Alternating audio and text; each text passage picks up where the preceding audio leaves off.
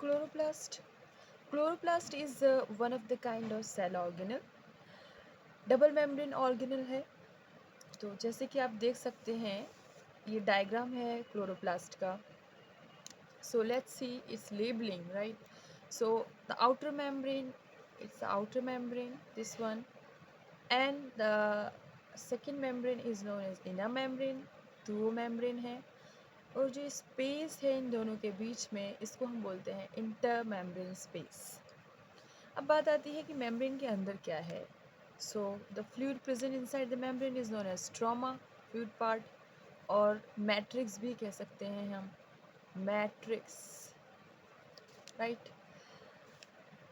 Inside this matrix or stroma, there are, you know, stacks of thylakoids are present. ये coin like structures हैं जिसको हम thylakoid बोलते हैं। जैसे कि हम कॉइन एक के ऊपर कॉइन पाइल अप करके रख देते हैं, उसी तरीके से in a similar manner these thylakoids are arranged and they form what, granum, right. जब बहुत सारे थैलाकॉइड्स एक के ऊपर एक रखे होंगे और अरेंज्ड होंगे इस फॉर्म में, they are piling upon each other, so they are known as what, granum. This whole structure is known as granum, stack of thylakoids. अब individual stack को हम बोलेंगे thylakoid, right?